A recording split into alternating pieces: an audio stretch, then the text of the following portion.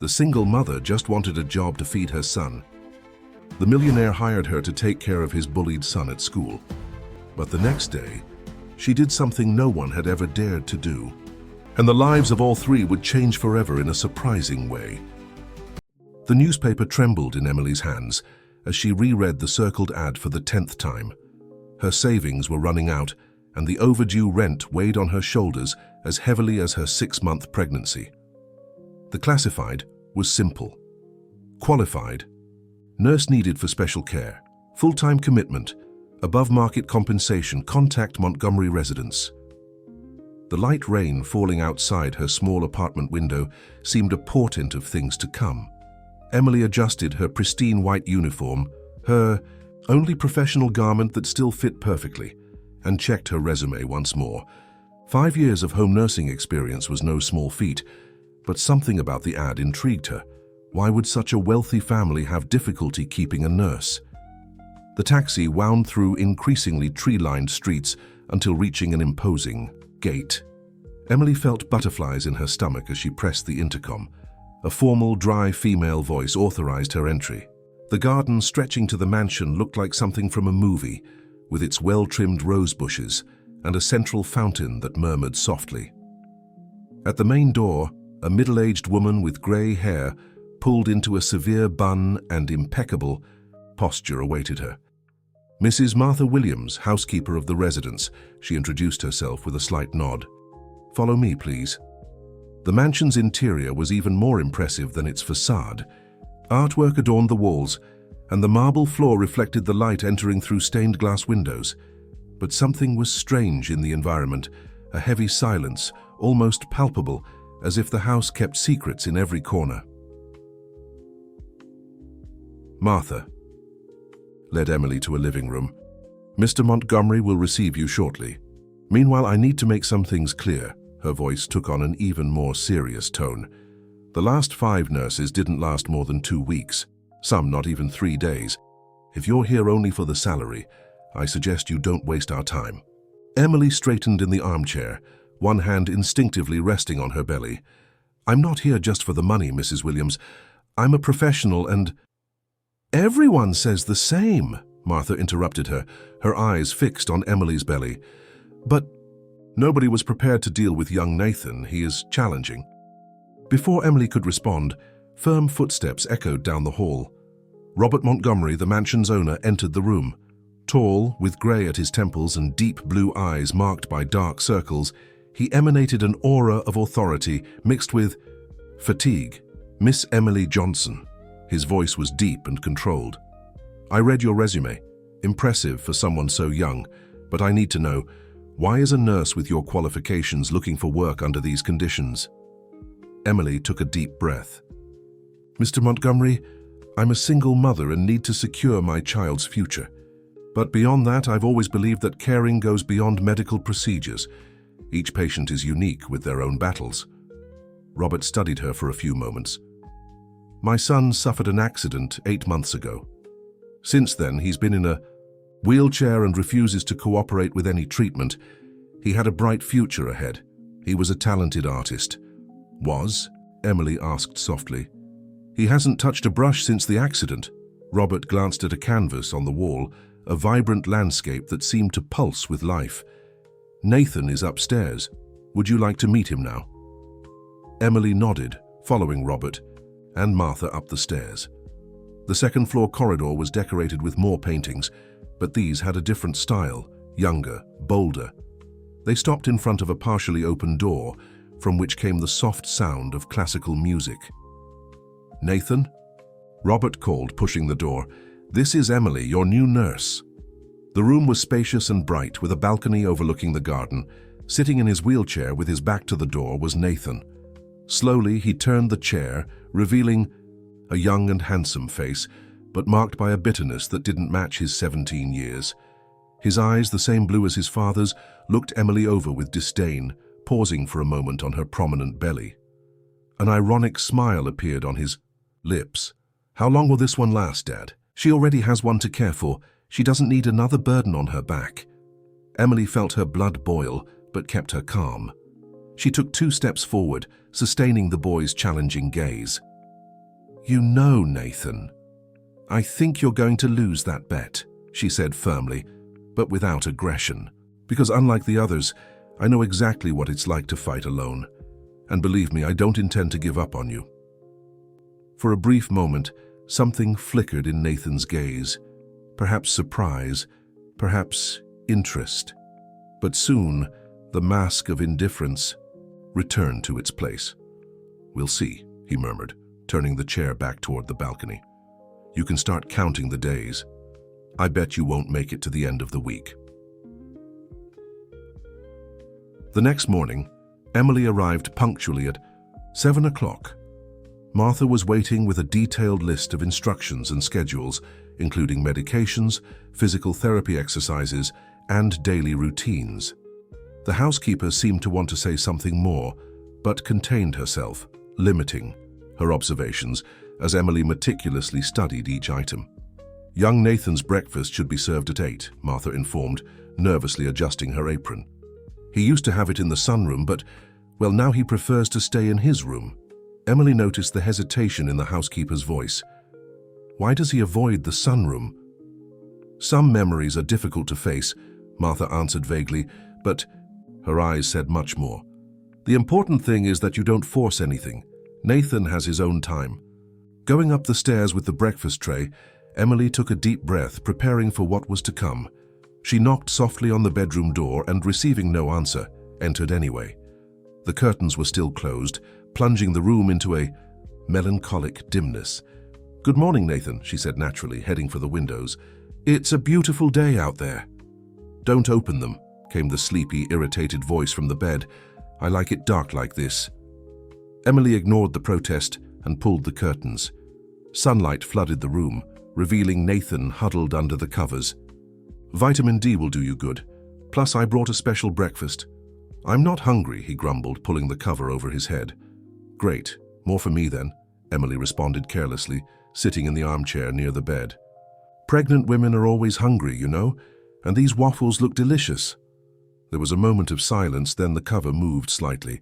Nathan peeked with one eye, watching Emily nibble a piece of waffle with evident pleasure. "That's a low blow," he murmured, but there was an almost imperceptible tone of amusement in his voice. "It's strategy," she corrected, offering him the plate. "And it's working, isn't it?" Reluctantly, Nathan sat up in bed.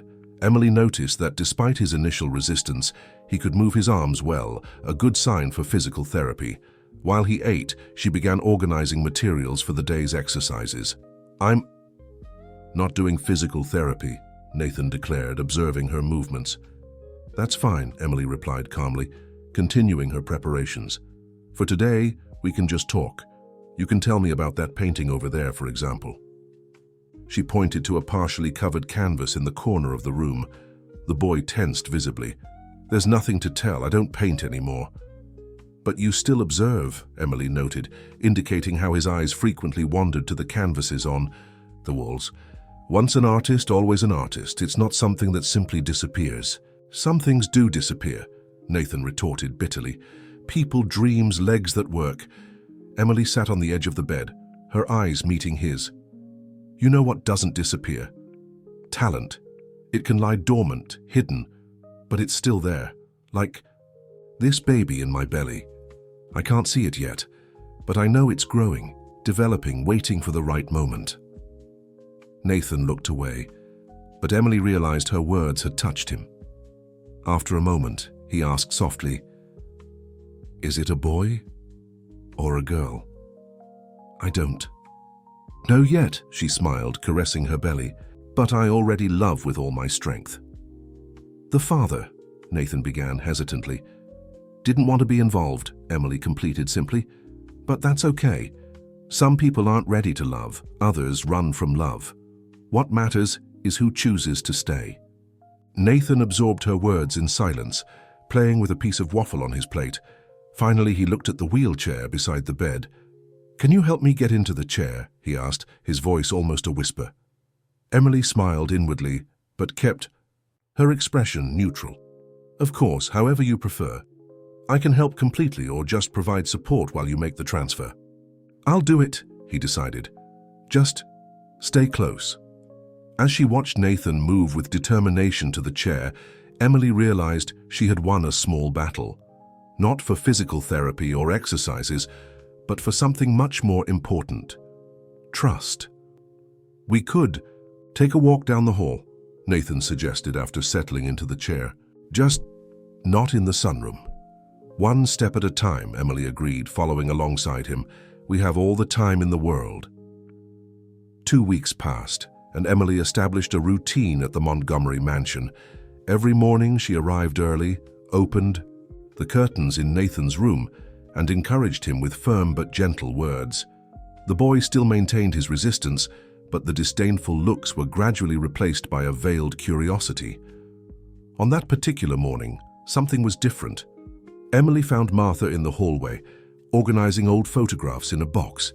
The housekeeper seemed startled to see her, quickly putting the photos away. "Is everything all right, Martha?" Emily asked, noticing the woman's nervousness. Yes, just organizing some old memories," Martha replied, but her hands trembled slightly. "Young Nathan is already awake. He asked about you earlier." Emily raised her eyebrows, surprised. It was the first time Nathan had shown any expectation of her presence. Upon entering the room, she found him already sitting in his chair, looking out the window. "You're late today," he commented without turning around. "I missed our morning battle with the curtains," Emily joked, approaching, "but I see you've already taken care of that yourself." Nathan turned the chair to face her, his face showing an expression she hadn't seen before, a mixture of determination and vulnerability. "I want to try the exercises today." Emily controlled her excitement, maintaining a casual tone. "Sure. Where would you like to start?"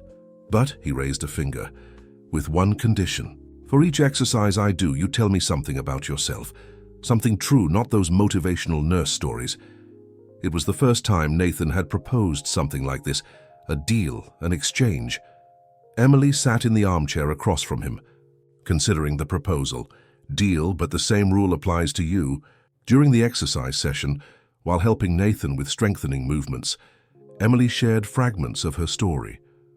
She talked about her interrupted psychology studies, how she had to change her course to care for her mother, and her hopes for the baby she was carrying. "Why psychology?" Nathan asked, concentrating on a particularly challenging exercise. "I always wanted to understand what lies beyond what people show," she replied, adjusting the position of his leg. "Sometimes the greatest pains are those we cannot see." Nathan paused for a moment, his eyes fixed on a distant point. "How did you know I still observed the paintings?" "Your eyes," Emily answered simply. "They follow the lines, the colors, as if mentally painting. It's something you can't fake." A heavy silence fell over the room. Nathan took a deep breath, as if gathering courage. "I used to paint every day in the sunroom. It was her favorite place." "Her?" Emily asked softly, though she already suspected the answer. "My mother," Nathan said, his voice almost a whisper. "She had a permanent easel there. She said the light was perfect, that it inspired her soul." He let out a bitter laugh. But apparently, not all inspiration was enough to make her stay. Emily felt the weight of that revelation. The pieces were starting to fit together. The silence of the house, Martha's tense looks, the sadness in Robert's eyes. "You know what's funny?" Nathan continued, his voice breaking. "I thought if I became an artist like her, if I painted like her, maybe she'd come back. Stupid, right?" "No," Emily replied firmly, holding his hand. "It's not stupid to want to be loved, Nathan. It's human." The boy looked at their joined hands, and for the first time, he didn't pull away. "She never finished a painting," he murmured. "She always said something was missing, that it wasn't perfect enough. I think that's how she saw everything, including us." At that moment, soft knocks on the door interrupted the conversation. Robert entered, stopping in surprise to see his son doing exercises. His eyes met Emily's, a silent thank you in his gaze. "Nathan," he said hesitantly, "I found something you might want to see." In his hands was a yellowed envelope with elegant handwriting on the back. Nathan paled upon recognizing the writing. Emily realized that the morning of progress was about to face its biggest test. The envelope trembled in Nathan's hands as Robert approached. Emily noticed the growing tension in the environment and discreetly began tidying up the physical therapy equipment, giving father and son some privacy. "I found it while organizing some old documents," Robert explained, his voice trying to sound casual but failing. "It's from before the accident." Nathan remained motionless, his eyes fixed on the envelope as if it could burn him. "Why are you showing me this now?" "Because you're stronger," Robert answered, sitting on the edge of the bed. "And because maybe it's time we face some truths." Emily made a move to leave the room, but Nathan called her. "Stay, please." There was a vulnerability in his voice that she had never heard before. With trembling fingers, Nathan opened the envelope. The letter inside was yellowed with time, but the handwriting remained elegant and clear. As his eyes scanned the lines, his hands began to tremble more intensely. "She knew," he murmured, his voice breaking. "She knew I was going to see her that day." Robert leaned forward, surprised. "What are you talking about, son?" "The letter," Nathan swallowed hard. "She mentions that I had called her studio. She said it wasn't the right time for us to meet, that she needed more time." He crumpled the letter in his hands. "I didn't listen. I got the address and—" "Nathan," Robert interrupted, his voice trembling. "You never told me this. Why didn't you tell me you had found her address?" "Because you removed her from our lives," Nathan exploded, tears streaming down his face. "You kept all the letters, all the contact attempts. I just wanted to understand why she didn't love me enough to stay." Emily felt her heart tighten. She moved silently closer, her presence offering quiet support. Robert ran his hands over his face, seeming to age years in seconds. "I was trying to protect you. Your mother. She wasn't well, Nathan. There were days when she could barely get out of bed, others when she would paint frantically for days without sleeping." "What are you saying?" Nathan asked, his voice just a whisper. It was Martha who answered, standing at the door of the room. No one had noticed her arrival. "Your mother suffered from bipolar disorder, Nathan. I knew her since adolescence, saw her daily struggle. She loved you and your father deeply, but she was afraid of not being the mother you deserved." The silence that followed was heavy as lead. Emily observed the emotions crossing Nathan's face. Shock, anger, sadness, understanding. "Why?" "Did no one ever tell me?" he finally asked. "Because I asked them not to." A new voice sounded from the door. An elegant, middle-aged woman stood there, her eyes identical to Nathan's, brimming with tears. Emily felt the air leave her lungs. From everyone's reaction in the room, there was no doubt who this woman was. Olivia Montgomery, Nathan's mother, had finally returned. "But not today," she continued, taking a hesitant step into the room. "Today I didn't come for explanations or apologies. I came because I received this." She held up a small exhibition catalogue with a familiar painting on the cover, the last painting Nathan had made before the accident. The boy paled. "How? Your art teacher never stopped believing in you," Robert explained softly. "He entered your work in the Young Artists exhibition at the Modern Art Museum. Nathan, your painting was selected. You're one of the finalists." Emily observed as multiple emotions crossed Nathan's face. The moment was charged with tension, years of hurt and unspoken love hanging in the air like electricity before a storm. Time seemed to have frozen in that room. Olivia remained at the threshold of the door, as if an invisible force prevented her from fully entering. Nathan, in his wheelchair, gripped the armrests so tightly that his fingers were white. Emily realized she needed to act. Gently, she touched Nathan's shoulder. "Do you want me to stay?" she whispered so that only he could hear. The boy hesitated for a moment, then nodded almost imperceptibly. That small gesture of trust didn't go unnoticed by Olivia, whose eyes fixed on Emily's maternal figure. "You must be the new nurse," Olivia said softly. "Martha told me about you, about how you've been helping my son."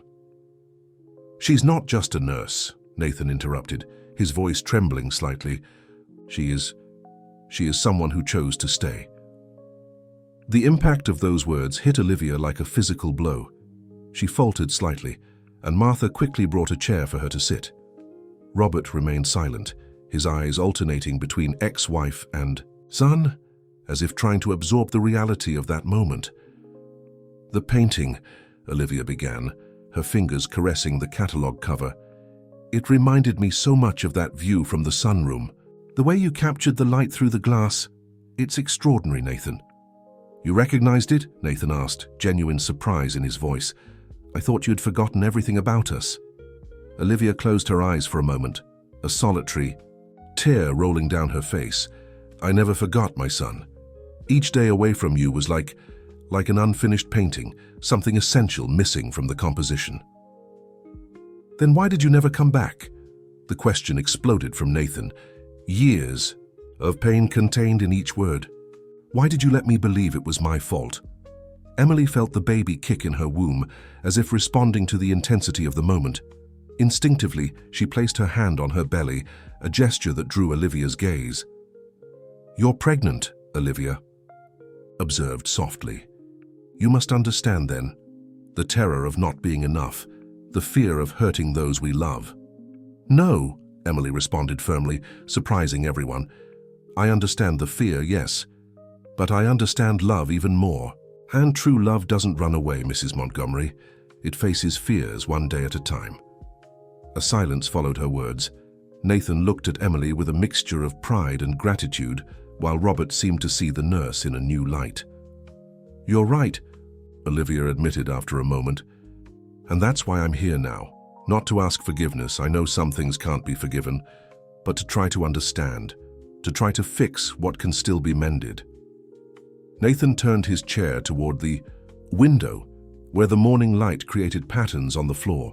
"You know what's ironic?" he said after a long moment. "I used to paint to be like you, to have your approval, but after the accident, when I stopped painting, it was the first time I truly understood your art." "What do you mean?" Olivia asked, leaning forward. "The incompleteness," Nathan replied, turning to face her. "All those unfinished paintings in the sunroom, it wasn't perfectionism, it was fear. Fear of finishing something and discovering it wasn't good enough. I did the same after the accident. I stopped painting because I was afraid of no longer being the artist I was before." Emily observed a subtle change in Olivia's face, recognition, understanding. Robert also seemed to notice as he stepped forward, breaking his long silence. "Maybe," he suggested gently, "it's time we visit the sunroom, all of us." Nathan visibly tensed at the suggestion. Emily quickly positioned herself beside his chair, a comforting presence. "We don't need to go today," she said softly. "But when you're ready, we'll all be here." "No," Nathan decided, his voice firm despite the tremor in his hands. "It needs to be today, while I still have courage." Olivia stood up, hesitant. May I help push your chair?" Nathan looked at Emily, as if seeking approval. She nodded encouragingly. "Okay," he replied quietly, "but Emily comes with us." As the small group headed to the sunroom, Martha watched from the door, silent tears streaming down her face. Years of kept secrets, of contained pain, finally beginning to find their way to the light. The sunroom was a majestic structure of glass and cast iron, bathed in golden morning light. Lush plants grew in strategically positioned pots, creating an environment that blended nature and art. In the center of the space, covered by a thin veil of dust, remained a solitary easel. The group entered in silence. Olivia gently pushed Nathan's chair, her steps hesitant as they echoed on the marble floor. Emily noticed how the boy's eyes scanned the environment, pausing at each detail, each memory preserved by time. "Nothing has changed," Olivia whispered, her voice laden with emotion. "Robert, you kept everything exactly as you left it," Robert completed, his voice soft. "I couldn't change anything. Perhaps part of me hoped you would return." Nathan moved in his chair, his eyes fixed on the abandoned easel. Emily noticed the exact moment when he noticed something. An unfinished canvas was still there, covered by a dusty cloth. "Is that the painting, isn't it?" he asked, his voice almost a whisper. "The last one you were working on before." Olivia released the wheelchair handles, her hands visibly trembling. Yes, I never managed to finish it. With a determined movement, Nathan guided his own chair to the easel. His hands hovered over the cloth for a moment before gently pulling it. A cloud of dust danced in the sunlight, revealing a partially painted canvas, a scene of the sunroom itself, with two figures only sketched. "It was us," Nathan said softly, his fingers tracing the unfinished lines. "You were teaching me to paint that day." Olivia approached, her eyes watery. "You had just received your first set of brushes. Your eyes were shining so brightly, but I couldn't finish it. The fear, it always won in the end." "What fear?" Nathan asked, turning to face her. "Of not being good enough, as an artist, as a wife, and as a mother." Olivia took a deep breath, her next words seeming to cost her all her strength. "My brother, your Uncle Michael, he had bipolar disorder, too. He suffered greatly, and I saw everything up close. When I started showing the same symptoms, the fear of making you go through what I went through was greater than everything." Emily observed Robert approach Olivia, gently placing a hand on her shoulder. The gesture, so simple and yet so full of meaning, made Olivia sob. "But in trying to protect you, I hurt you even more," she continued, tears now flowing freely. "And then when I found out about the accident, that you were looking for me." "Is that why you came back now?" Nathan asked, his voice breaking. "Because of the accident?" "No," Olivia answered, surprising everyone. "I came back because of the painting in the catalogue, because for the first time in years, I saw something beyond pain in your strokes. I saw hope, Nathan. I saw life." Emily felt her heart tighten as she watched Nathan struggling with his emotions. He looked again at the unfinished canvas, then at his own fingers, which hadn't touched brushes in so long. "You know," he said after a long moment, "Emily taught me something important.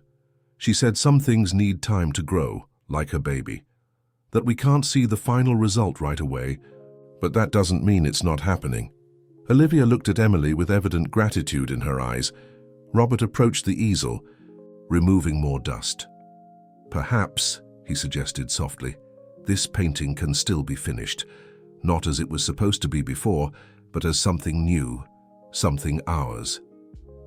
Nathan looked up at his mother, years of hurt and love battling on his face. "Would you stay to help me finish it?" The moment that followed seemed suspended in time, like a drop of paint about to touch the white canvas. Olivia knelt beside Nathan's chair, taking his hands in hers.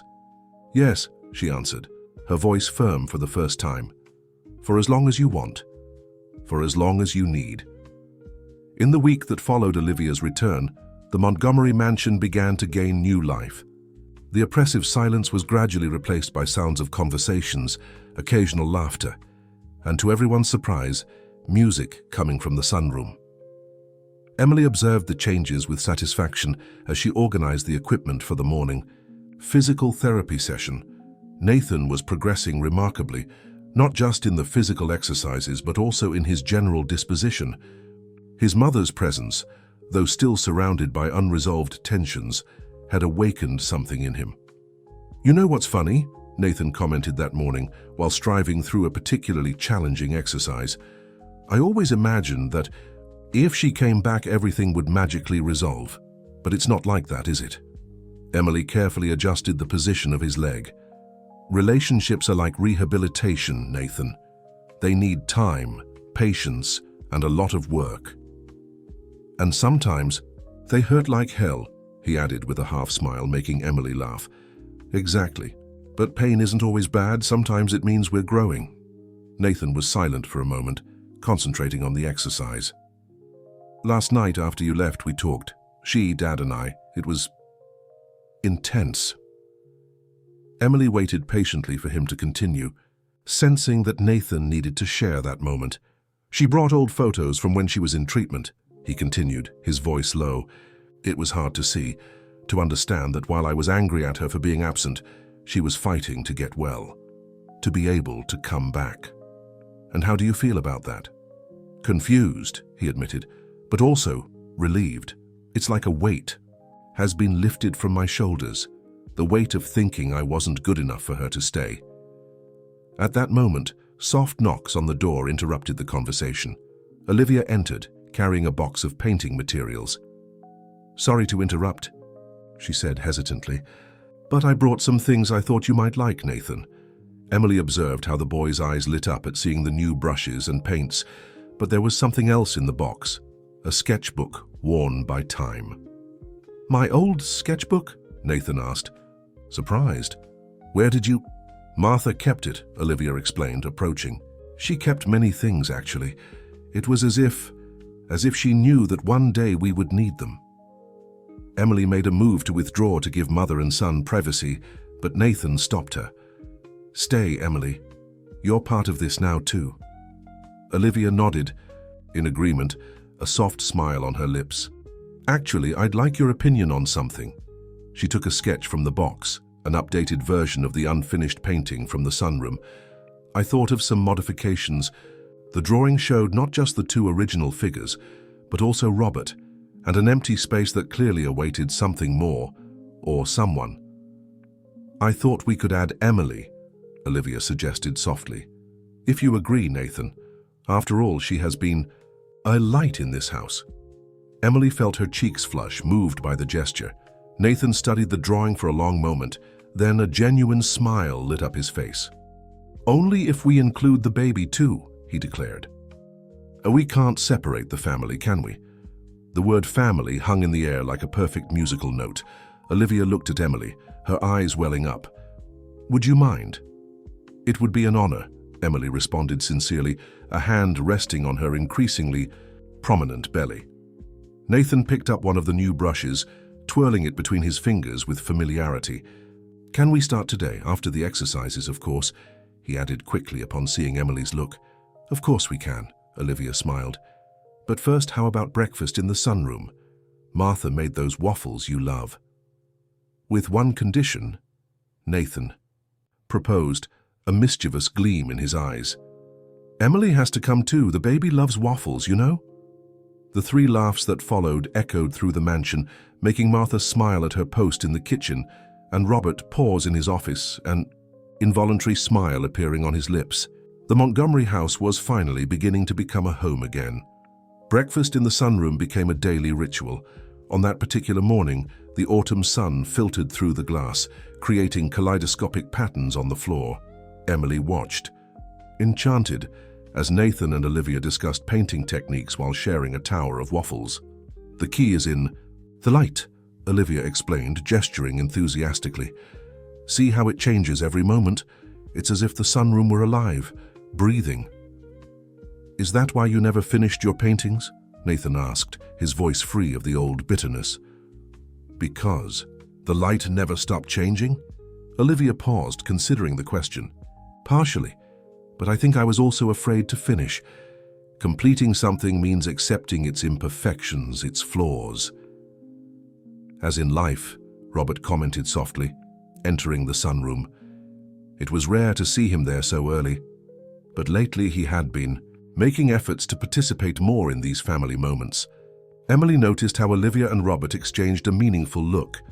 The past weeks had brought subtle changes in the dynamic between the ex-spouses, not a romantic reconciliation, but a deeper understanding, a gradual forgiveness. "I brought a surprise," Robert announced, placing an envelope on the table. "The Modern Art Museum confirmed the date of the exhibition. It will be next month." Nathan paled slightly. "So soon?" "And there's more," Robert continued, a discreet smile on his lips. "They want to know if you would agree to exhibit a second work, something new." The silence that followed was loaded with expectation. Emily observed how Nathan unconsciously looked at the easel in the corner where the unfinished painting awaited. I don't know if I can," he murmured. "What if it's not good enough?" "Hey," Emily intervened gently. "Remember what we talked about regarding progress. It doesn't need to be perfect. It needs to be true." Olivia stood up, approaching the easel. "You know what I learned in treatment? That sometimes we need to accept help. That we don't need to do everything alone." "What do you mean?" Nathan asked, intrigued. "What if—" Olivia hesitated, then continued more firmly, "What if we finished this painting together, not as it was before, but as something new, something ours?" Nathan turned his chair toward the easel, studying the unfinished canvas. "You would do that? Paint with me?" "If you'll allow me," Olivia answered softly, "we could tell our story through art, the before, the during, and the now." Emily felt the baby move in her womb as if responding to the emotion of the moment. Robert approached, placing a hand on his son's shoulder. "You don't need to decide now," he said gently, "but know that whatever your choice, we're all here to support you." Nathan was silent for a long moment, his eyes scanning the faces around him. Then, with a decisive movement, he guided his chair to a nearby table where his painting materials were organized. "Martha," he called, his voice stronger than usual, "I think we're going to need more coffee. We have a painting to finish." The housekeeper appeared almost immediately, as if waiting near the door, her eyes shining with contained tears as she saw the scene before her, the family reunited, the easel prepared, the paints being organized. "And more waffles, too," Emily added with a smile. "Painting makes you hungry." As Martha withdrew, Emily observed how Nathan and Olivia began to discuss colors and composition, Robert occasionally offering his amateur but enthusiastic opinion. The sunroom, for so long a place of painful memories, was beginning to fill with new colors, new stories, new hopes. The proximity of the exhibition brought a different energy to the Montgomery mansion. The sunroom, now constantly illuminated, had transformed into an improvised studio where Nathan and Olivia spent hours working together on the painting.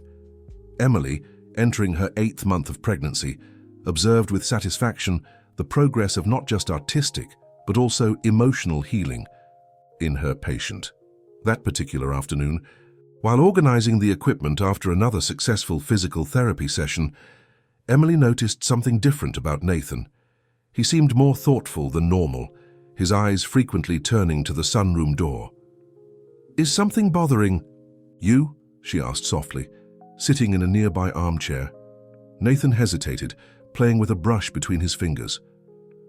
"Last night, after you left, I felt something strange in my right leg, like a tingling." Emily leaned forward, her professional interest immediately piqued.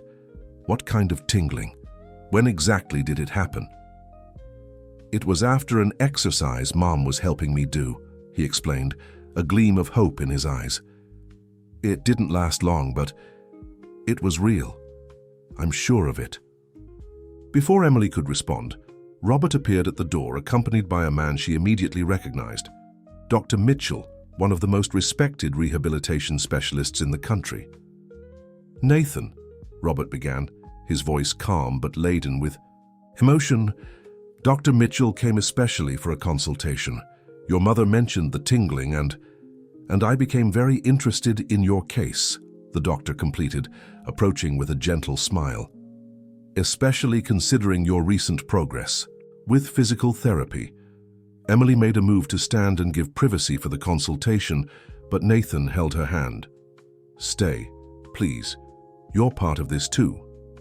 Dr. Mitchell observed the interaction with interest. "Actually, Ms. Emily, your presence is very welcome. I'd like to hear about the techniques you've been using." The consultation that followed was intensive. The doctor examined Nathan thoroughly, asked several questions about his exercise routine, and especially about the changes in his life over the past months. "Fascinating," he murmured, making notes. "The human body is an amazing machine, but the mind is even more surprising. Sometimes emotional blockage can be as limiting as the physical." "What does that mean?" Olivia asked, having joined the group during the examination. "It means your son is progressing remarkably," the doctor smiled. "And not just physically. The combination of consistent physical therapy with adequate emotional support is creating ideal conditions for his recovery." Nathan squeezed Emily's hand, who noticed contained tears in his eyes. "So, there's a chance?" "There's always a chance," Dr. Mitchell responded with sincerity. "But the most important thing is that you're already recovering. Your art, your relationship with your family, your willingness for exercises. The possibility of regaining some movements is just part of a much greater healing that's already happening. Emily felt the baby kick strongly, as if wanting to participate in the moment. Nathan noticed and smiled, gently placing his hand on her belly. The baby agrees, he joked, but his eyes were serious. You know, doctor, before I only thought about walking again. It was an obsession. But now I understand that there are different ways to move forward. Olivia approached her son, her eyes watery. What do you mean, dear? It's like in painting, Nathan explained, gesturing toward the sunroom. Sometimes we need to step back to see the whole picture. And the whole picture isn't about walking or not walking, it's about living, about creating, about family. Dr. Mitchell nodded approvingly. That's exactly the mindset we need for the next step of treatment. I have a proposal for you. Robert, who had remained silently observing, approached. What proposal? There's a new rehabilitation program, the doctor explained, combining traditional physical therapy with art therapy. And Emily, he turned to the nurse, there's also an interesting component for you. For me? She asked, surprised. Yes? The program offers scholarships in medicine for health professionals who demonstrate special aptitude for holistic rehabilitation. Your work with Nathan is exactly the type of approach we're looking for. Emily felt the world spin for a moment. Going back to study, realizing her dream of becoming a doctor, it seemed too unreal. But the baby, she began. The program is flexible, Dr. Mitchell assured, and something tells me you'll have all the necessary support. Nathan squeezed her hand again. Don't even think about refusing. You helped me achieve my dreams. It's time to achieve yours too. Days following Dr. Mitchell's visit were intense.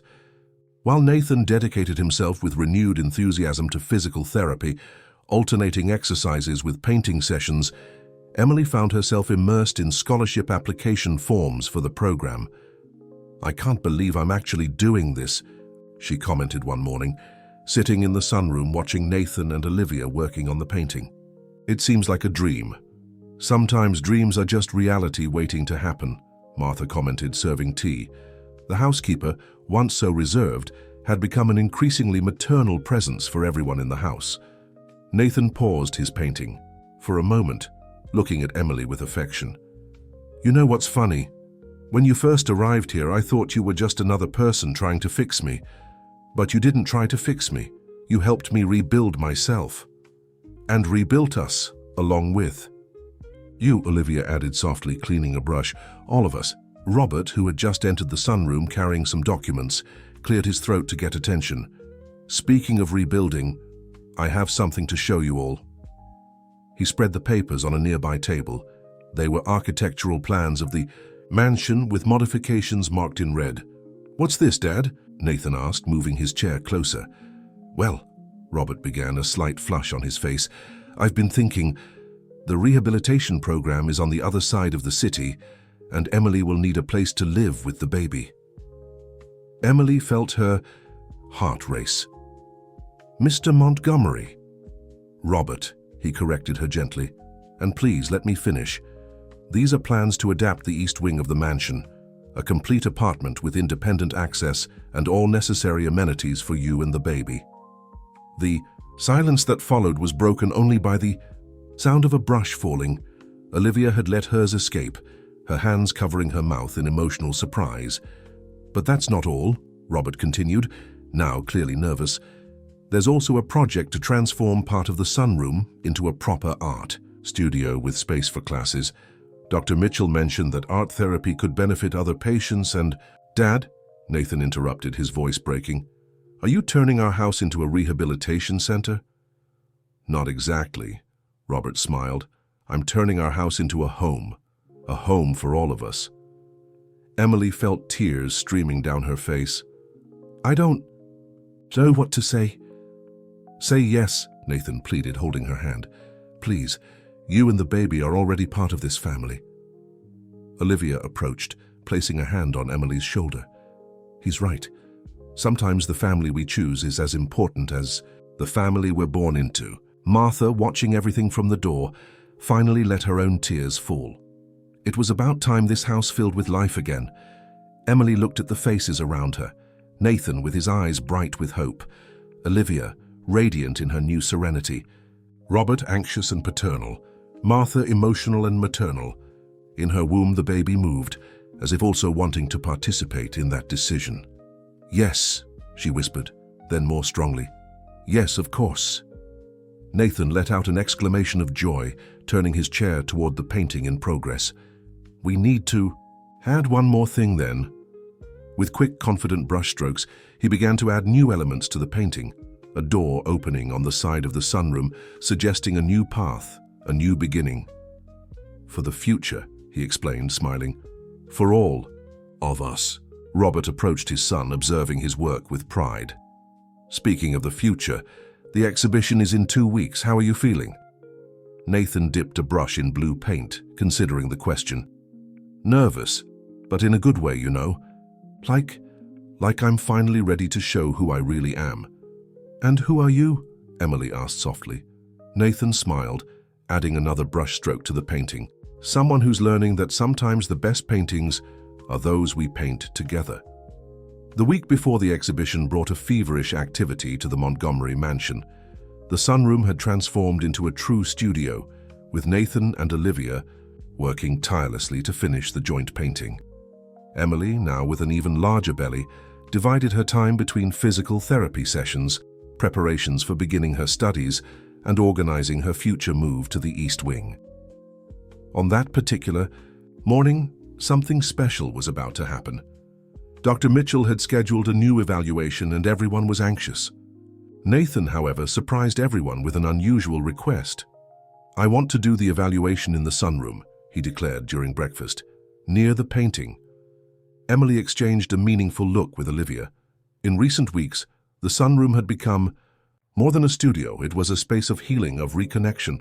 "Are you sure?" Robert asked, nervously adjusting his tie. "We can prepare the office like last time." "I'm sure," Nathan responded firmly. "It's the right place." When Dr. Mitchell arrived, he found not just a patient waiting, but a united family. The doctor smiled upon seeing the almost finished painting on the easel. "Impressive," he commented, approaching the canvas. "There's so much life in this painting."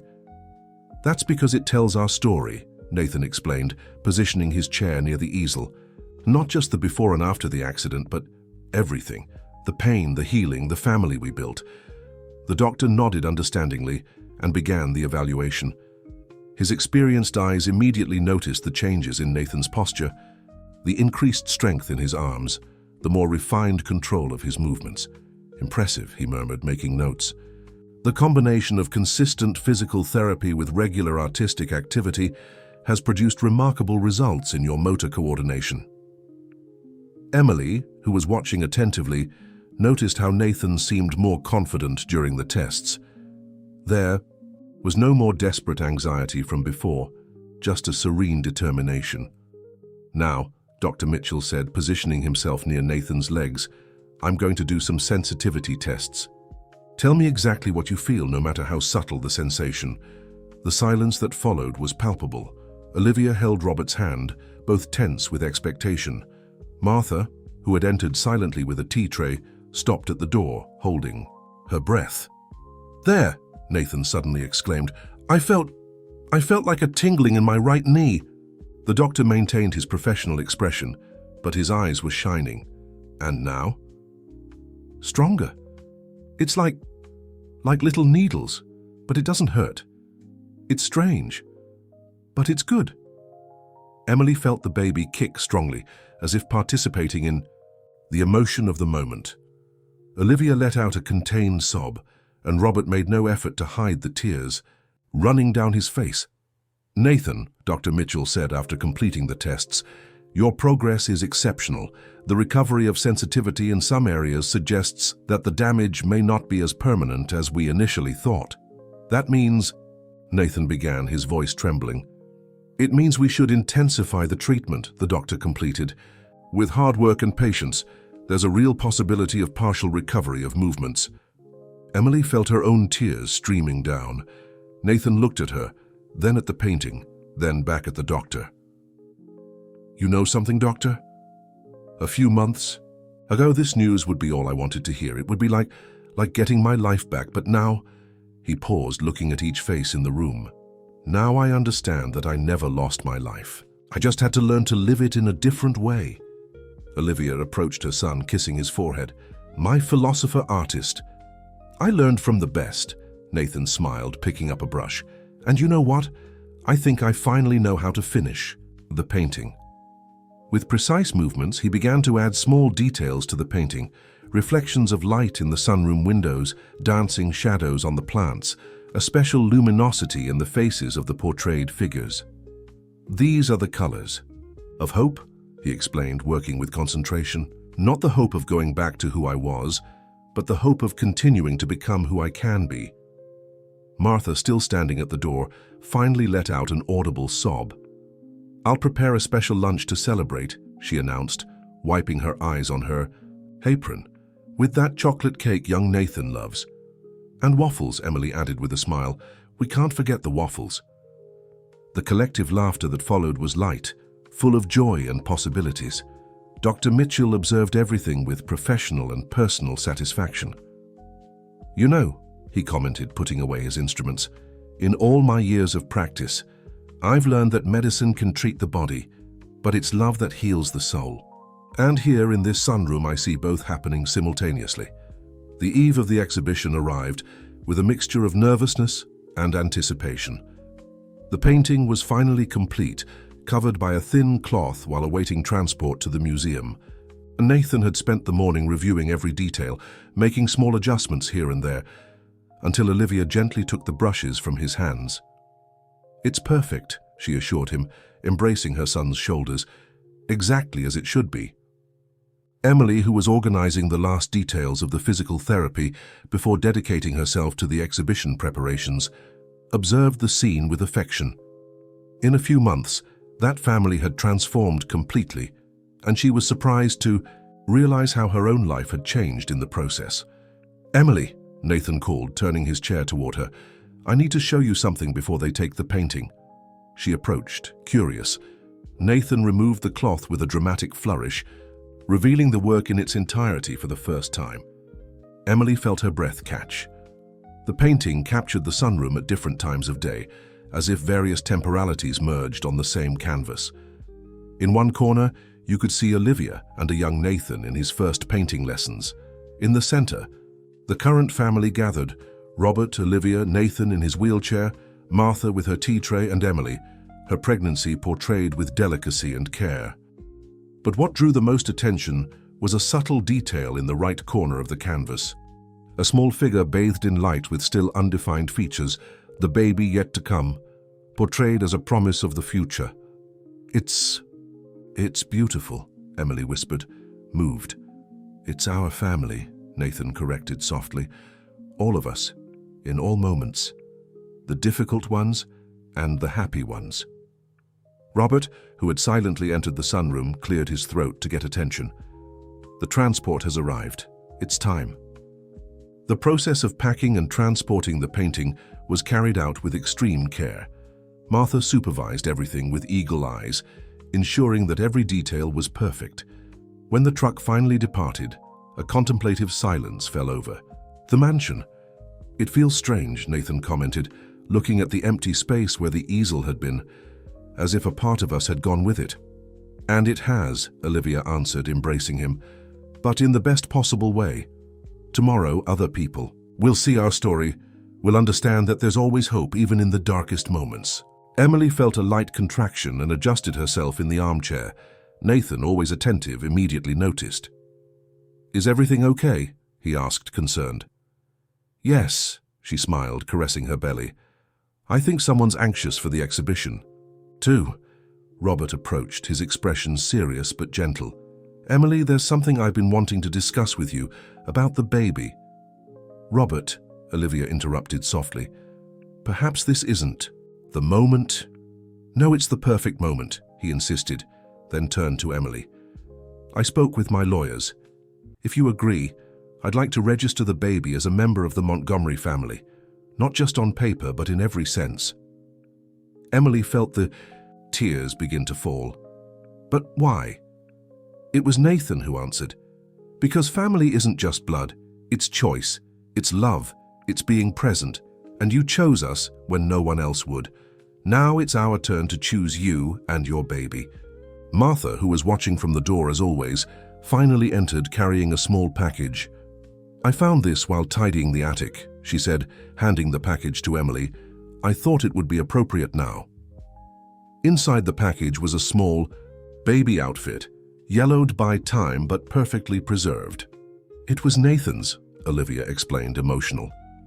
The first one he wore when he came home from the maternity ward. And now, Robert completed, we want it to be for your baby, for the newest member of the Montgomery family. Emily looked at the small outfit in her hands, at the smiling faces around her, at the empty space where the painting had been until a few minutes ago. In that moment, she felt as if all the pieces of her life finally fit together. The Modern Art Museum was magnificently illuminated that night. A line of elegant cars stopped in front of the main entrance, dropping off visitors eager for the opening of the New Talents exhibition. Among them, the Montgomery family arrived at their own special moment. Emily, wearing a navy blue dress that highlighted her advanced pregnancy, helped Nathan with the final adjustments to his outfit. He had insisted on wearing a complete suit, even if it meant a bit more difficulty with the wheelchair. "Are you nervous?" she asked softly, straightening his tie. "More than I should be," Nathan admitted, his hands restless in his lap. "It's strange. Before the accident, I dreamed of a moment like this. Now it seems different, more important somehow." Olivia, elegant in a dark green dress, approached her son. "Different how?"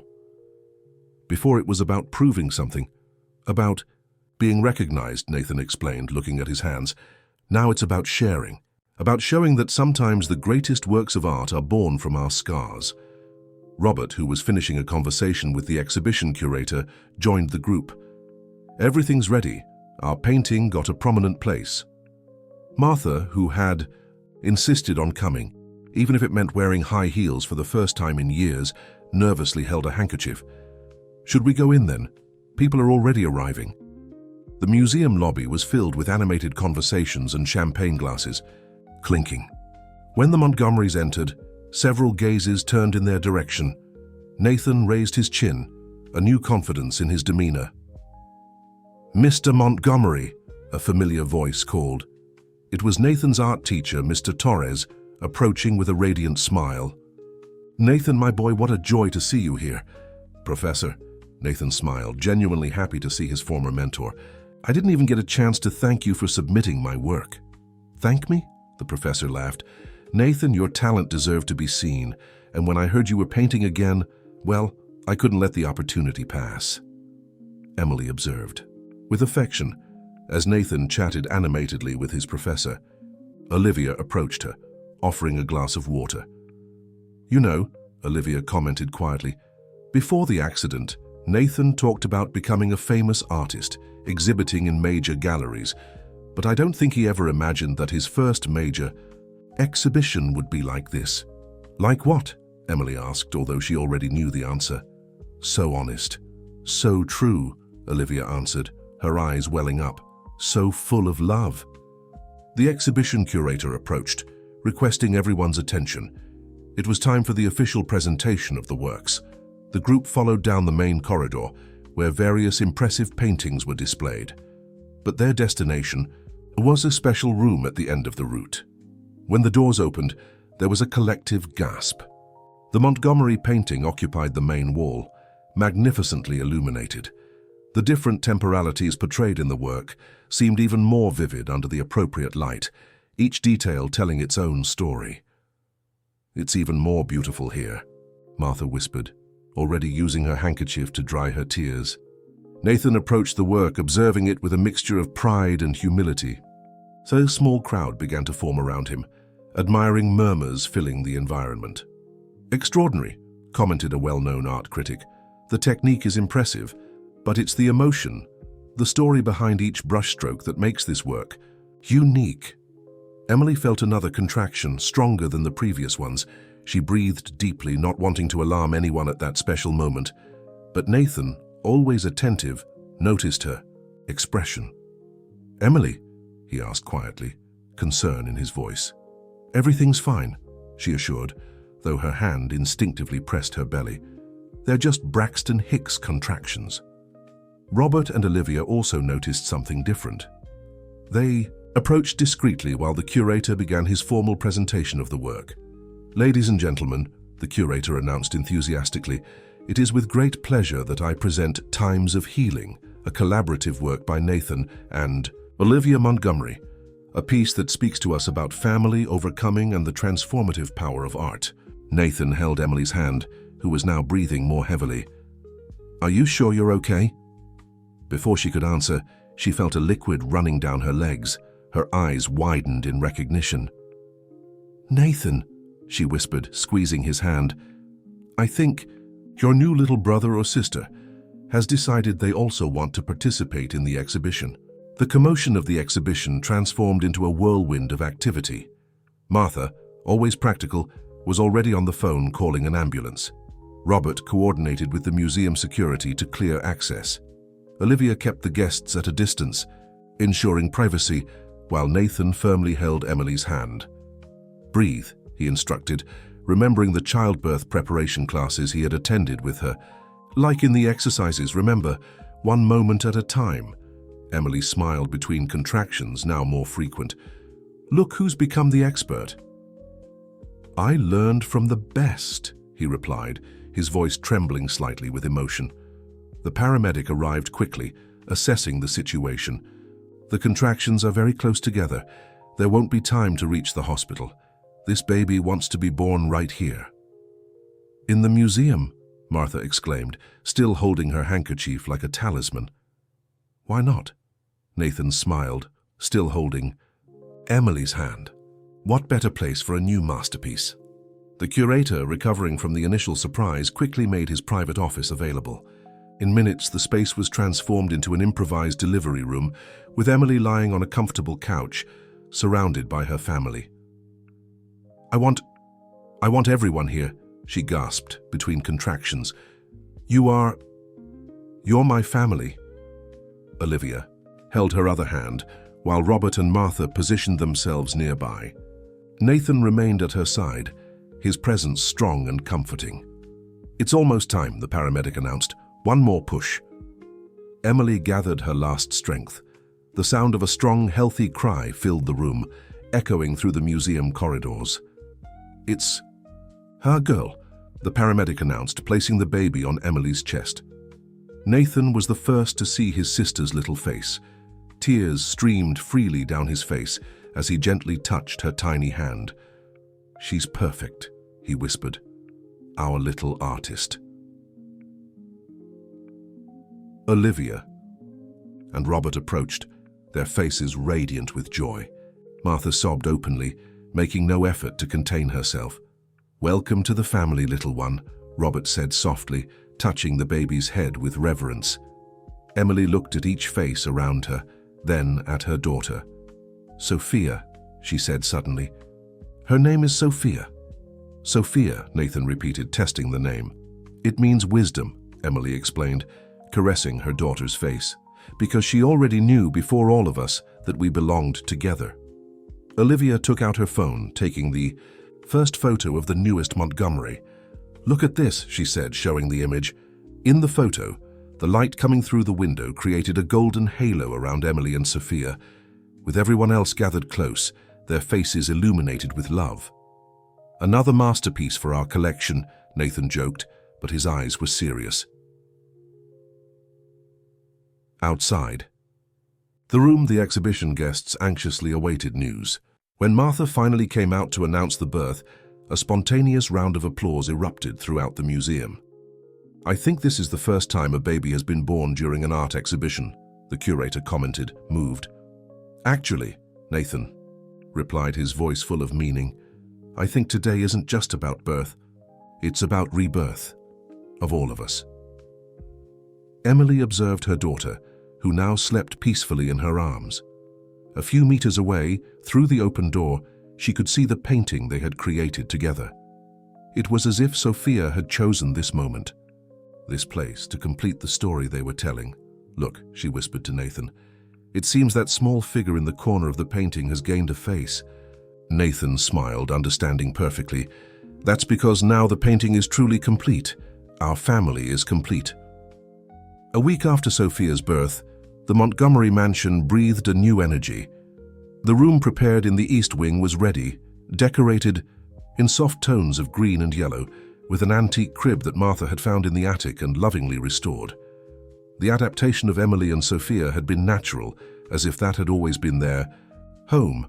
Nathan, especially, had become a dedicated older brother, spending hours observing every small movement of his sister. On that particular morning, as autumn sunlight filtered through the sunroom windows, Nathan was focused on a new project. With his sketchbook propped on the adapted table of his wheelchair, he made delicate sketches of Sophia sleeping in her portable crib. "I can't quite capture it right," he murmured in frustration when Emily entered with the baby in her arms. "What exactly?" she asked, sitting down near him. This light she has," Nathan explained, gesturing with his pencil. "It's as if she shines from the inside out." Olivia, who was organizing paints on a nearby shelf, approached to see the drawings. "Oh, but you did capture it, dear. Look here," she pointed to one of the sketches. "The way you shaded around her creates exactly that sensation of inner light." Emily observed the drawings with admiration. "They're beautiful, Nathan. Sophia will love seeing them when she grows up. If she inherits the artistic talent of the family," Martha commented, entering with a tea tray, "we'll have to expand the studio." Nathan smiled, extending his arms to hold his sister. Emily carefully passed the baby to him, observing how he had become an expert at adjusting his position in the chair to accommodate her perfectly. "You know," he said, looking at Sophia's sleeping face, "before I thought I needed to prove something. Through art. Now I understand that art is just a way to express what already exists in here." Robert, who had silently entered the sunroom, cleared his throat to get attention. "Speaking of art, I have a surprise for you." He spread a newspaper. On the table, in the culture section, there was a full-page article about the museum exhibition. The main photo showed the family painting, and beside it a smaller image captured the moment when everyone was gathered after Sophia's birth. "The Art of New Beginnings," Olivia read the title aloud. "On a memorable night, the modern art." Museum was the stage not only for an extraordinary exhibition, but also for an event that perfectly symbolizes the message of the central work, the birth of a new life, proving that the most beautiful works of art are those written by destiny. Emily felt tears forming in her eyes as Martha continued reading. Young artist Nathan Montgomery, along with his mother Olivia, created more than a painting. They created a testament of love, overcoming, and renewal. The work, which portrays different moments of their family history, gained an even deeper meaning when, during the opening, his new sister chose that moment to come into the world. "Look." At this, Nathan pointed to another excerpt, laughing. Renowned critic Anthony Silvera declared that this may be the first time in art history that a work literally completes itself before the public's eyes with the birth of one of the figures portrayed on the canvas. "And isn't it true?" Emily smiled, caressing Sophia's little head. "She really did complete the painting." "Actually," Robert intervened, "there's one more surprise." He took an envelope from the inside pocket of his jacket. "The museum wants to commission a new work, a series actually." "A series?" Nathan asked, his eyes shining with interest. "Yes. They want 3 paintings that tell the continuation of the story, and," he made a dramatic pause, "they want it to be a collaborative work of the entire family." "What do you mean?" Olivia asked, intrigued. "Each of us will contribute in some way," Robert explained. "Nathan and Olivia with the main technique, of course. But I can help with the structure, Martha with the details that only she knows about the family history, Emily with her unique perspective on how we transformed—" "And Sophia?" Nathan asked, looking at his sister in his arms. Emily smiled, picking up one of the softest brushes. "How about we start with her fingerprints, small ink marks that will be the foundation of something greater, like our family," Nathan completed, understanding, "starting with small marks, small moments until forming something extraordinary." Martha discreetly wiped away a tear. "I'll need more handkerchiefs if we continue like this." "And more coffee," Olivia added with a smile. "We have a new series of works to create." Robert observed the scene with satisfaction. His family gathered in the sunroom, the sun creating golden patterns on the floor, the soft sound of Sophia's breathing mixed with the clinking of teacups and the brushes rustling on paper. The days that followed brought a different routine to the mansion. The sunroom, now officially transformed into a family studio, was always bustling. A special easel had been installed, adapted so Nathan could paint with more comfort, and several tables were arranged so everyone could work together. Emily divided her time between caring for Sophia and preparing for the beginning of her medical studies. Dr. Mitchell had kept his word. The scholarship was guaranteed, with a program specially adapted to her situation. "I still can't believe I'm really going to do this," she commented one morning while nursing Sophia in a comfortable armchair in the studio. Nathan, who was working on a preliminary sketch for the new series, looked up from his work. "What do you mean? You always knew you were capable." "It's not that," Emily smiled, adjusting Sophia in her arms. "It's that before I had to choose between my dreams and my responsibilities. Now somehow everything has fallen into place." Olivia, who was mixing colors on a palette nearby, approached to admire her granddaughter. "Because now you're not alone, dear, we're a family." "And what a family," Martha exclaimed, entering with a tray of snacks. "Artists, doctors in training, and little Sophia, who, by the way she watches the colors, will be our next painter." Indeed, the baby seemed fascinated by the brush movements and the vibrant colors that filled the environment. Her little eyes followed each of Nathan's movements as he painted, as if she already understood the magic happening there. "Speaking of colors," Robert commented, entering the studio with some documents, "the museum loved our proposal for the series, especially the idea of including Sophia's marks." Nathan smiled, observing the small painting where they had recorded the first artistic contributions of his sister, delicate impressions of her tiny hands and feet in different shades of blue and pink. "You know what's most amazing?" he reflected, adjusting his brush. "Before the accident, I painted to prove something to the world. Afterward, I stopped painting because I thought I had nothing more to prove. Now I paint because I have something to share." Emily felt her eyes fill with tears. "And what do you want to share, Nathan?" "Hope," he answered simply. "I want to show that sometimes we need to lose something to find something much greater. That family isn't just blood, it's choice. And that love is the greatest work of art we can create." Olivia approached her son, kissing his forehead. "And you've been creating masterpieces, my son, not just on canvas." At that moment, Sophia let out a small happy gurgle as if agreeing. Everyone laughed, and Nathan extended his arms to hold his sister. "Come here, little artist," he called, carefully accommodating her on his lap. "How about helping your brother with these colors?" Emily watched, moved, as Nathan showed Sophia the different paints, explaining each shade as if she could understand. The baby stretched out her tiny hands, trying to reach the colorful brushes.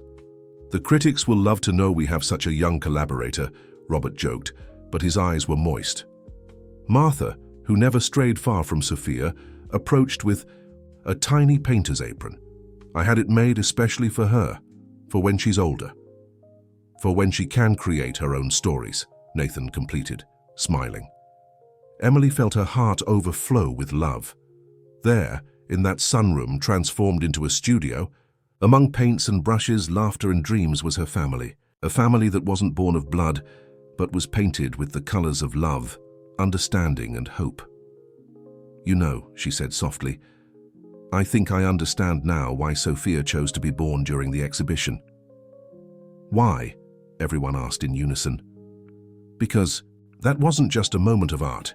It was a moment of rebirth for all of us." Autumn was ending when Nathan had his first major breakthrough in physical therapy. It was an ordinary morning at the rehabilitation center, with Emily watching attentively while carrying Sophia in a sling. Dr. Mitchell personally supervised the session, which included a new set of exercises. Focus on the sensation, the doctor guided while Nathan, supported by parallel bars, tried to shift weight to his legs. Don't force it. Let your body remember. Emily noticed it first, a subtle movement almost imperceptible in Nathan's right foot. His toes moved slightly, as if testing their own existence. "Nathan," she whispered, emotional. "Look." The movement was small but unmistakable. Nathan looked down, tears beginning to form in his eyes. I can feel it. I can move them." Dr. Mitchell smiled, satisfied. "It's the result of all your hard work. Your body is relearning, reconnecting." I need to tell everyone," Nathan said, still focused on the toes he could now move voluntarily. Emily already had her phone in hand, putting it on speaker. Olivia's voice filled the room. "Hello? Is everything okay?" "Mom," Nathan called, his voice breaking. "I did it, my toes, they—" The sound of something falling on the other end of the line was followed by Olivia's emotional voice. "Robert, Martha, come quick, Nathan, oh, my son." Martha was the first to arrive at the rehabilitation center, still wearing her kitchen apron.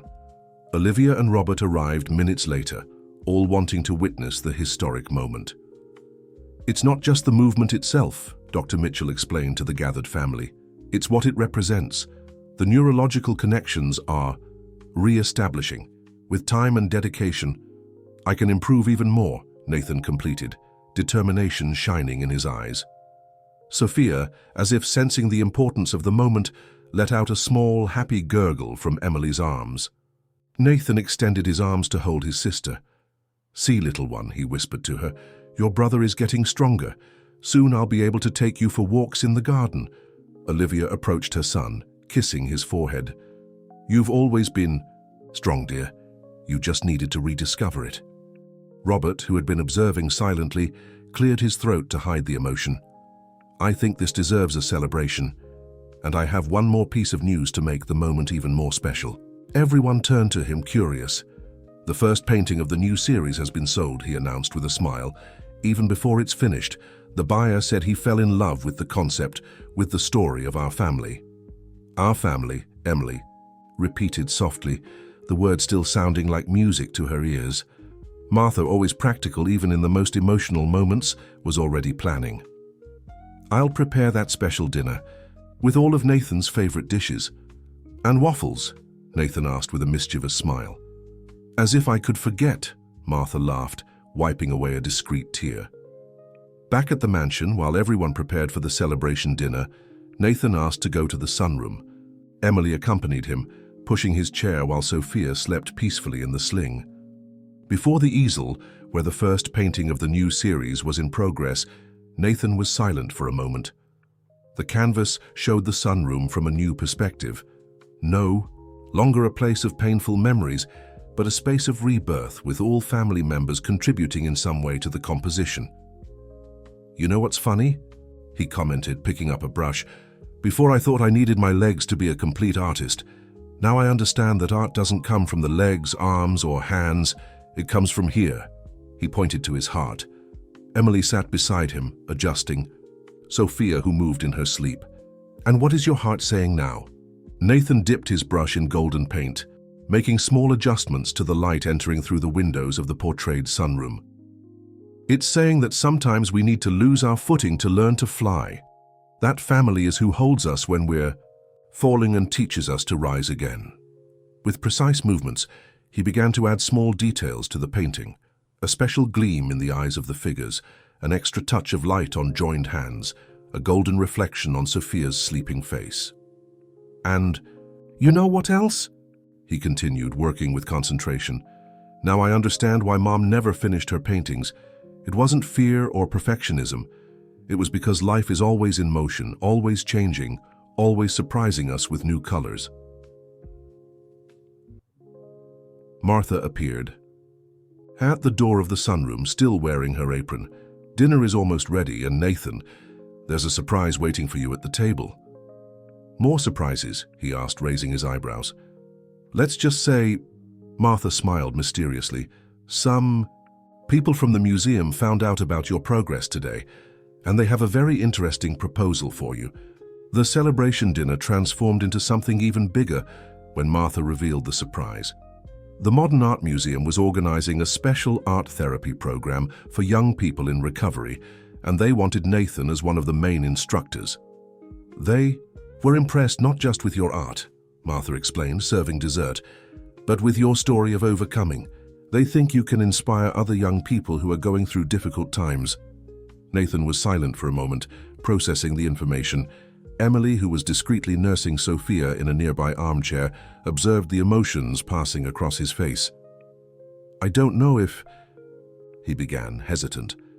"If you're ready," Olivia completed softly. "Son, you're more than ready. Your art is no longer just yours. It's a beacon of hope for others."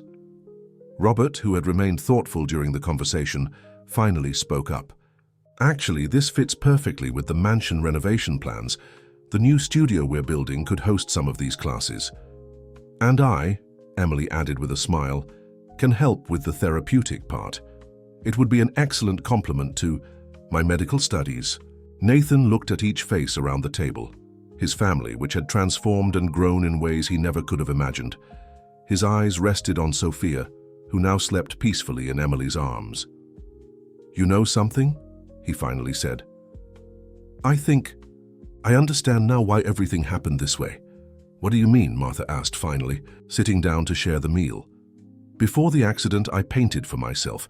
It was about proving my worth, about being recognized," Nathan explained, his eyes shining with a new understanding. "Now I understand that art is about connection. It's about sharing, about helping others find their own light." Olivia took her son's hand, squeezing it gently. "Like you found yours." "With help from all of you," he smiled, then turned to Emily. "Especially from a certain stubborn nurse who refused to give up on me." Emily laughed, wiping away a discreet tear. "I only showed the path. You were the one who chose to walk it." "And now," Robert completed, raising his glass in a toast, "you're going to help others find their own paths." The sound of clinking glasses woke Sophia, who opened her curious little eyes to the world around her. Nathan extended his arms to hold her, and Emily watched in wonder how he had become expert at handling his sister even from the wheelchair. "I'll need help," he said, looking at each family member. "From all of you." "And you think you could get rid of us?" Martha joked, but her eyes were serious. "We're a family, Nathan. We're in this together." "A family of artists," Olivia smiled. "And doctors in training," Emily added, "and executives who finally learned what really matters in life," Robert completed, looking affectionately at his son and granddaughter. Nathan adjusted Sophia in his arms, observing how she firmly gripped his finger. "You know, little one, I think you were born during the exhibition for a reason, to show us that each day is a new blank canvas, waiting to be filled with the colors we choose to use." Emily felt her heart overflow with love. There, at that dinner table, amid laughter and plans for the future, was living proof that the greatest works of art aren't always painted on canvases. Sometimes they're written in the heart, colored with love, shaded with understanding, and illuminated by hope. 6 months passed, bringing significant changes to the Montgomery mansion. The sunroom had transformed into a vibrant space of creativity and healing, where young people in recovery found in art a path for expression and overcoming. On that special morning, Nathan was preparing for his first official class as an instructor. The space was organized with adapted easels, inspired by his own model, allowing everyone to paint comfortably regardless of their physical limitations. "Nervous?" Emily asked, entering the studio with Sophia, now 6 months old, happily babbling in her arms. "A little," Nathan admitted, adjusting the brushes on a table specially designed for his wheelchair, "but it's a good nervousness." Olivia, who was organizing the painting materials, smiled at her son. "You're ready for this, dear. More than ready." The sound of wheels on the floor caught everyone's attention. Miguel, a 15-year-old teenager, was the first student to arrive, also in a wheelchair. His eyes scanned the environment with a mixture of admiration and apprehension. "Welcome," Nathan greeted him, approaching. "I'm Nathan, and this will be our creative space." Is it true that you, Miguel hesitated, that you went back to painting after your accident? It's true, Nathan confirmed, taking Sophia, who stretched her little arms toward him. And I discovered that sometimes we need to lose something to find something much greater. Gradually, other young people began arriving, each with their story, their struggle, their hope. Emily watched with pride as Nathan received them, sharing not just painting techniques, but also his own journey of overcoming. Before we begin, Nathan announced when everyone was settled, I want to show you something. With skill, he maneuvered his chair to a covered painting. This is the last piece of the series that my family and I created together. Upon removing the cloth, an impressive work was revealed. The painting showed the sunroom as it was now, full of life, color, and movement. Each family member was represented.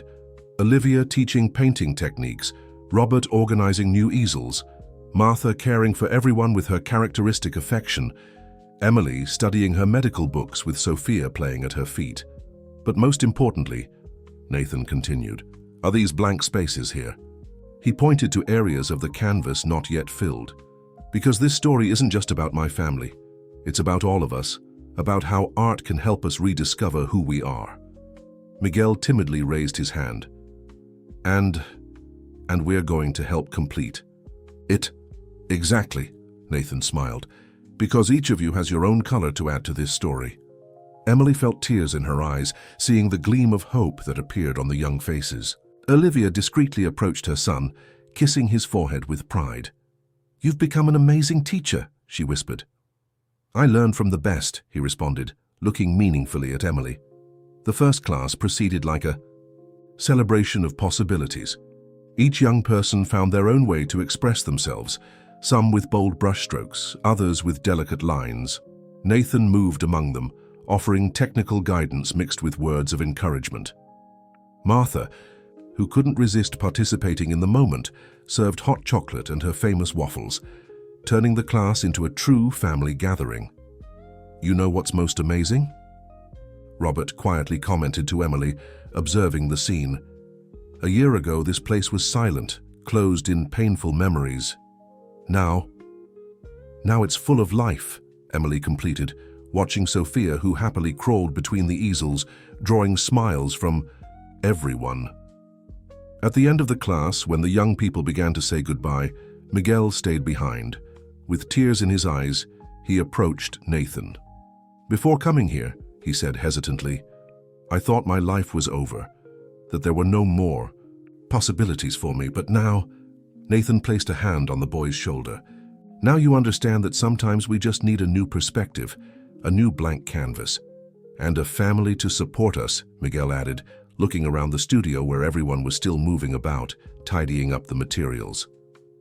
Yes, Nathan smiled, observing Emily, who was now showing Sophia the different paint colors, Olivia, who was organizing the brushes while humming softly, Martha, who was already planning the snack for the next class, and Robert, who was discreetly cleaning his emotion-fogged glasses. A family is what makes all the difference. On a golden spring afternoon, the Montgomery Mansion's sunroom was especially busy. It was the day of the final presentation of the family's series of paintings, now complemented with contributions from Nathan's young students. The space, once silent and laden with painful memories, overflowed with life. The walls displayed not just the family paintings, but also works by the students, each telling their own story of overcoming. Emily, elegantly dressed and carrying her first certificates from medical school, watched with pride as Nathan guided visitors through the exhibition. Sophia, now almost a year old, took her first uncertain steps, holding onto furniture and drawing smiles from everyone. And this, Nathan explained, stopping before the final painting, is our most special work, because it wasn't painted just by me or by my family. It was painted by all of us. The final painting was impressive. The sunroom was represented in all its glory, but now included not just the Montgomery family, but also the young students, each leaving their unique mark on the composition. Each color, each brushstroke tells a story, Nathan continued, his voice laden with emotion. Of pain, yes, but mainly of hope. of how we can reinvent ourselves, rise again, and help others do the same. Olivia, who was beside her son, added softly, and of how sometimes we need to leave a painting unfinished so that others can help complete it. Robert, who was observing everything with evident pride, approached with an envelope in his hands. "Nathan, there's something we need to tell you." Dr. Mitchell, who was among the guests, stepped forward with a smile. "The art therapy program has been such a great success that other rehabilitation centers want to implement it.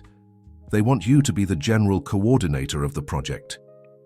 Nathan looked surprised at Emily, who smiled with tears in her eyes. But how could I? "The same way you've done everything until now," she answered, approaching with Sophia in her arms. "One day at a time, one brush stroke at a time, always surrounded by love and support." Martha, who as always took care of everyone behind the scenes, approached with a special cake, decorated with small painter's palettes made of sugar. "To celebrate not just the artist," she explained, "but the teacher, the brother, the son, who has taught us so much about new beginnings." Miguel, now one of Nathan's most dedicated students, rose in his wheelchair. "May I say something?" Everyone turned to him, who continued with an emotional voice. "Before meeting Nathan and this amazing family, I thought my life had lost its colors. But here I learned that sometimes we just need a new set of brushes and people who believe in us." Sophia, as if understanding the importance of the moment, let go of Emily's arms and took her first steps alone, directly toward Nathan. The entire room held its breath as the little one crossed the space between them. "Come, little artist," Nathan called, arms extended, tears flowing freely down his face. "Come complete our masterpiece." When Sophia finally reached her brother's arms, emotional applause filled the room. Emily approached, embracing them both, soon followed by Olivia, Robert, and Martha. "Look," Nathan whispered, looking at his gathered family, at his smiling students, at the paintings on the walls that told their journey. "This is the real painting we created, together. It's not on any canvas, it's in our hearts." And so, amid embraces, tears of joy, and plans for the future, the Montgomery family celebrated not just the success of an exhibition, but the most important art of all, the art of loving, of beginning anew, of transforming pain into colors and shadows into light. Because sometimes the greatest masterpieces aren't those